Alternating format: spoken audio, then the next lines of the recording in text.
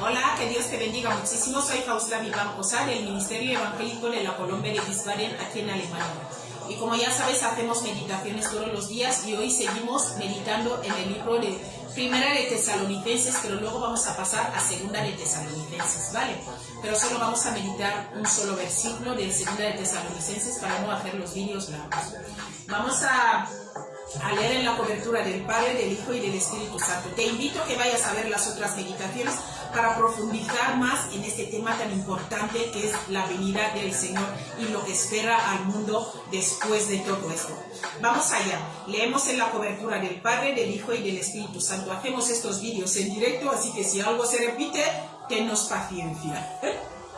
Bien, dice así: por lo cual asimismo oramos siempre por vosotros, para que nuestro Dios os tenga dignos de su llamamiento y cumpla todo propósito de bondad y toda obra de fe con su poder. Versículo 12 dice así: para que el nombre de nuestro Señor Jesucristo sea glorificado en vosotros y vosotros en Él, por la gracia de nuestro Dios y del Señor Jesucristo. Ahora vamos a saltar directamente al capítulo 2, versículo 1, vamos a meditar. Dice: pero con respecto a la venida de nuestro Señor Jesucristo y de nuestro Señor Jesucristo y nuestra reunión con Él, os rogamos, hermanos. Lo hemos dejado hasta ahí para no hacer el vídeo largo. Bien, sabes que solíamos ir meditando un versículo bíblico y la explicación de lo que Dios nos quiere decir en esta palabra, ¿vale? Vamos a empezar con el versículo 11. Dice: por lo cual asimismo oramos siempre por vosotros, para que nuestro Dios os tenga dignos de su llamamiento y cumpla todo propósito de bondad y toda obra de fe con su poder. ¿Qué quiere decir esto, mi querido amigo? Mira, expresa la idea de que la esperanza de los creyentes no puede ser realizada excepto por ayuda sobrenatural. Necesitamos una ayuda sobrenatural para que el propósito de Dios se cumpla en nuestras vidas, para la esperanza de los creyentes, ¿vale? Y ser dignos del llamamiento indica el hecho de que es el carácter santo como evidencia de la fe salvadora que aceptará a los hombres en aquel día. Carácter santo. ¿Cómo se consigue el carácter santo? Esto es sobrenatural. Solo viene del mismo Dios. Por eso el apóstol Pablo dice que el Señor obre con toda obra de fe de su poder. ¿El poder de quién? De Dios. No lo que tú y yo podemos hacer. Tú y yo no podemos hacer nada. Mira, todas las cosas maravillosas que el Espíritu Santo desea hacer para nosotros, y de hecho hará para nosotros si solo colaboramos con Él. Cuando tú y yo entregamos nuestra vida al Señor Jesús, colaboramos con nuestro Dios, entonces el Espíritu Santo empieza a obrar en nosotros. Y nuestra fe en la cruz, escucha, y la fe en la cruz da al Espíritu Santo libertad de acción para obrar, porque suyo es el poder. No porque tú y yo podemos, no porque queremos, sino que cuando entregamos nuestra vida a Jesús, Jesús manda al Espíritu Santo. Por eso dijo: yo rogaré al Padre para que envíe al Espíritu Santo. Y el Espíritu Santo nos revela la verdad, nos guía por el camino de la verdad, ¿vale? El versículo 12 dice así: para que el nombre de nuestro Señor Jesucristo sea glorificado en vosotros y vosotros en Él. ¿Te das cuenta? Por la gracia de nuestro Dios y del Señor Jesucristo. ¿Qué quiere decir esto? Mira, el propósito, este es el propósito del Espíritu Santo. Que Cristo sea glorificado en nosotros. Y todo eso fue hecho posible en la cruz. La obra maravillosa que Jesús hizo en la cruz, dando su vida por nosotros. Luego, escucha, luego que la obra maravillosa que Jesús hizo en la cruz, esto luego nos es dado libremente por la gracia. ¿La gracia de quién? De Dios. La gracia es Jesús. La obra que Jesús hizo en la cruz nos lo da libremente. ¿Por qué? Porque Él cargó todas nuestras culpas y pagó el precio. Vamos a pasar ya al capítulo 2, versículo 1, ¿vale? Hemos visto ahí que el apóstol Pablo escribió diciendo: pero con respecto a la venida de nuestro Señor Jesucristo y nuestra reunión con Él, os rogamos, hermanos. Como te he dicho, lo hemos dejado ahí, ¿vale? Aquí el apóstol Pablo se refiere al arrebatamiento y a la segunda venida de Cristo directamente, pero cuando dice a nuestra reunión con Él, aquí se refiere al arrebatamiento. Mira, en su primera carta a los tesalonicenses, Pablo aseguró a todos los verdaderos creyentes, no los que van a la iglesia y los que creen en Dios, no, los verdaderos creyentes son los que viven según la voluntad de Dios, los que se dejan guiar por el Espíritu Santo de Dios, los que ponen su fe en la cruz, que el objeto de nuestra fe sea Cristo y la cruz, ¿vale?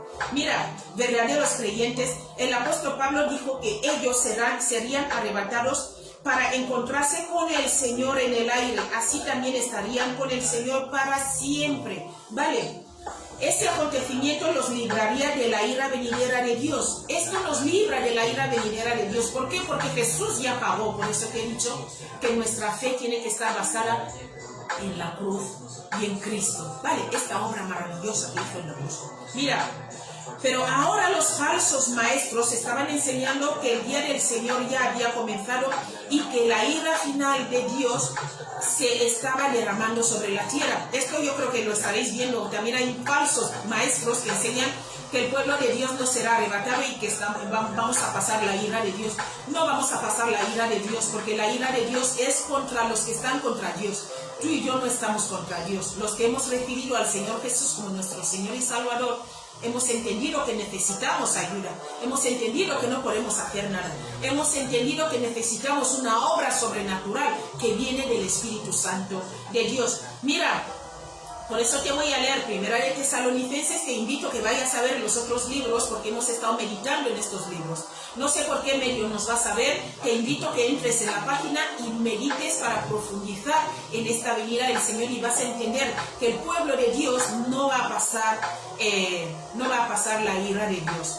Mira, Primera de Tesalonicenses 4, del 13 al 18, habla de la venida del Señor, ¿vale? Dice, el apóstol Pablo dice: tampoco queremos, hermanos, que ignoréis acerca de los que duermen, para que no os entristezcáis como los otros que no tienen esperanza.